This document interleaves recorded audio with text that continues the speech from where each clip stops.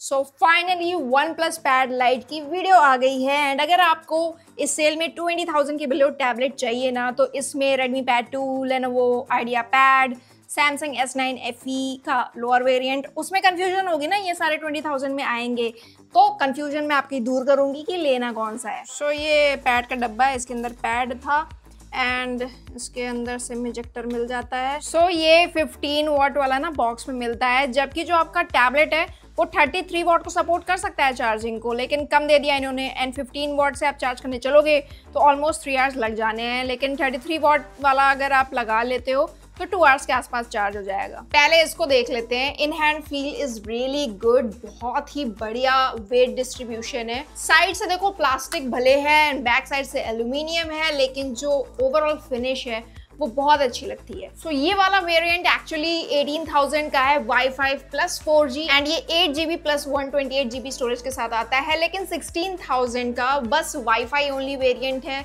6GB RAM plus 128GB storage, RAM कम हो गई उसमें एंड 4GB नहीं मिलेगा। एंड 2250 का एडिशनल डिस्काउंट भी मिलता है, एंड सेल के टाइम पे थोड़ा और लेस हो जाएगा इस पे। एंड अगर फिजिकल बटन्स की बात करें तो बिल्कुल टॉप पे वॉल्यूम बटन मिलेगा, लेफ्ट साइड में आपको पावर बटन, स्पीकर की 2 ग्रिल्स मिलेंगी, सिम ट्रे भी मिल जाएगी, एंड इसके राइट साइड में भी स्पीकर की 2 grill with type C slot मिल जाएगा। यहाँ पे हेडफोन जैक नहीं मिलने वाला है आपको, एंड Redmi Pad 2 में शायद आपको मिल जाता है वो स्लॉट, इसमें नहीं है। 4 स्पीकर की ग्रिल है, तो सैंपल भी सुन ही लो।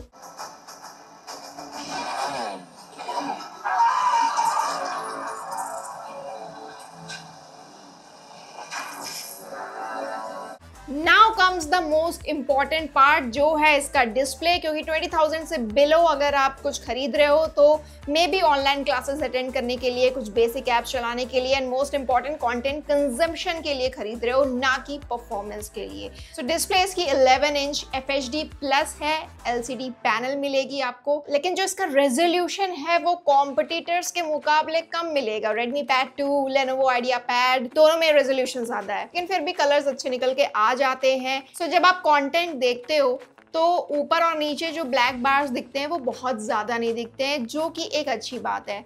नाउ नेटफ्लिक्स पे आपको HDR का सपोर्ट नहीं मिलने वाला है। यूट्यूब पे अगर आप 4K कंटेंट देखोगे तो उसमें लैग नहीं होगा, लेकिन अगर वही 60 FPS पे देखने लगोगे तो वहाँ पे आपको लैग एक्सपीरियंस होगा।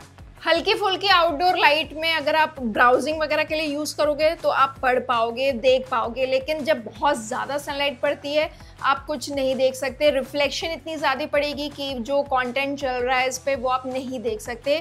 आई एज्यूम कि आपको इंडोर ही ये यूज़ करना होगा। एंड यस, अगर आपको गाने वगैरह सुनने का शौक है तो सबसे अच्छी बात ये है कि ऑडियो कोडेक्स में LDAC का सपोर्ट इसमें मिलता है।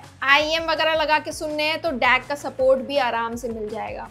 और एक चीज़ नोट करने वाली बात है कि अगर आपको बहुत ज़्यादा नोट टेकिंग करनी है और स्टाइलिस वगैरह का नीड है तो इसमें देखो बॉक्स में स्टाइलिस नहीं मिलता, और अगर आप थर्ड पार्टी स्टाइलिस यूज़ भी कर रहे हो तो पाम रिजेक्शन वगैरह वो सब भी नहीं मिलेगा। Redmi Pad 2 में अलग से पेन लेनी पड़ती है, एंड जो Lenovo IdeaPad है उसमें तो यार बॉक्स में ही आपको मिल जाता है। लेकिन स्टाइलिस के मामले में सबसे बेस्ट ऑप्शन सेल के टाइम में रहेगा Samsung S9 FE, जो S Pen के साथ आएगा, पाम रिजेक्शन भी मिल जाएगा। सो अगर आप एक स्टूडेंट हो, नोट टेकिंग वगैरह करनी है, देन एक वो बहुत अच्छा ऑप्शन है। लेकिन 20,000 में लोअर वेरिएंट मिलेगा तो वो ध्यान रखना। देखो ये लैपटॉप 2 चीज़ों में बहुत अच्छा है, बैटरी बहुत लंबी चलेगी, एंड अगर आप नॉन स्टॉप यूज़ कर रहे हो तो दिन भर आपका निकल जाएगा। दूसरी चीज़ सॉफ्टवेयर, जो Oxygen OS का एक ओवरऑल एक्सपीरियंस है इस सस्ते टैब में भी, वो काफ़ी बेटर है जो Redmi Pad 2 अपने HyperOS के साथ दे रहा है, या Lenovo UI जो दे रहा है,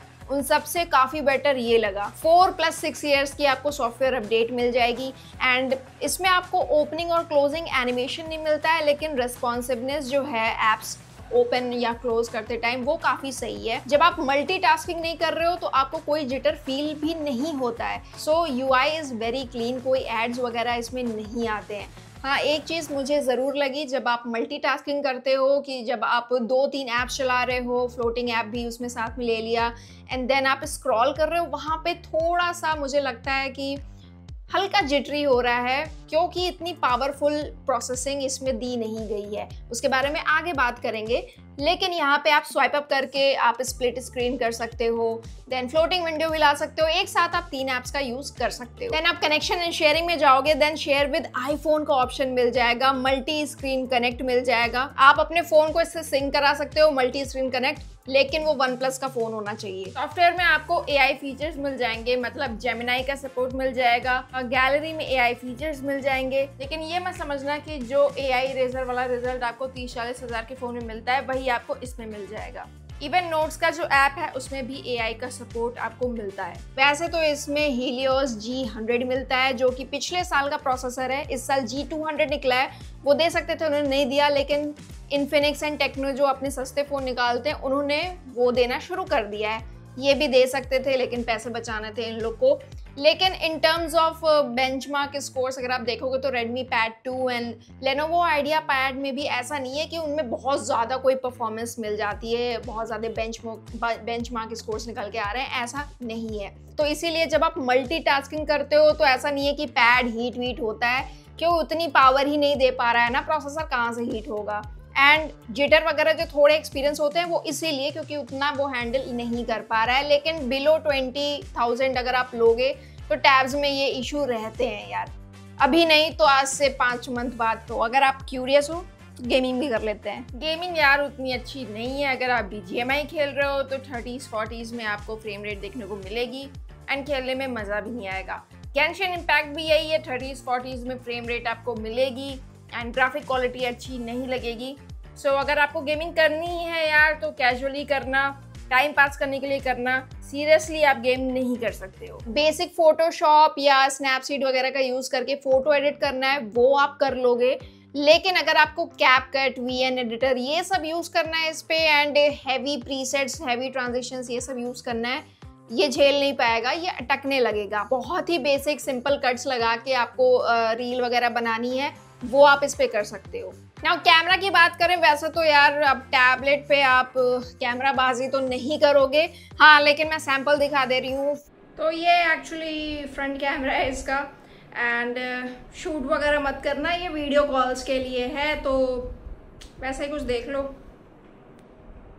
एंड ये देखो कुछ ऐसी क्लिप आएगी अगर आप किसी को बैक कैमरा दिखाओगे, लेकिन इतना एनफ है कि आप कुछ रीडिंग मटेरियल का वीडियो निकाल लो। ना अब हम बात करते हैं कि ये लेना चाहिए या इसके कॉम्पिटिटर्स को लेना चाहिए। अगर आपको बस और बस यूट्यूब देखने, नेटफ्लिक्स देखने के लिए कुछ चाहिए, देन आप दूसरे टैब्स कंसिडर कर सकते हो। Redmi Pad 2, Lenovo IdeaPad ये भी कंसिडर कर सकते हो। आपको ज़्यादा बैटरी चाहिए तो आप ये ले सकते हो। अगर आपको अच्छा सॉफ्टवेयर एक्सपीरियंस चाहिए आप बिल्कुल यही लेना, सॉफ्टवेयर एक्सपीरियंस इसका बाकियों से बेटर है। हाँ, सैमसंग का अगर आप सैमसंग लोगे तो सैमसंग में भी अच्छा सॉफ्टवेयर आपको मिलेगा। एंड स्टाइलिश के लिए चाहिए तो आप Lenovo ले सकते हो, या सबसे बेस्ट ऑप्शन मेरे हिसाब से Samsung S9 FE रहेगा फॉर स्टाइलिश। ओवरऑल मैं कहूँगी Lenovo IdeaPad में भी ड्रॉबैक्स हैं, लेकिन एक वैल्यू फॉर मनी टाइप का वो टैब है। लेकिन जो चीज़ मुझे परेशान करती है वो है उसका UI, वो मुझे कुछ खास नहीं लगता। इवन Redmi Pad 2 का भी UI जो है वो मुझे कुछ खास नहीं लगता। अगर आपको एक बैलेंस चाहिए ना कि डिस्प्ले भी ठीक ठाक रहे एंड UI अच्छा रहे, आपका काम हो जाए, देन आप इसको चूज कर सकते हो। सो आई होप इस वीडियो से आपको क्लैरिटी मिली होगी, एंड क्लैरिटी मिली होगी तो कमेंट कर देना यार कितनी क्लैरिटी मिली, एंड वीडियो को हाइप जरूर कर देना ताकि रीच बढ़ जाए, चैनल भी थोड़ा ग्रो करे यार आप लोग के साथ भी। सो हम लोग मिलेंगे नेक्स्ट वीडियो में, बाय बाय।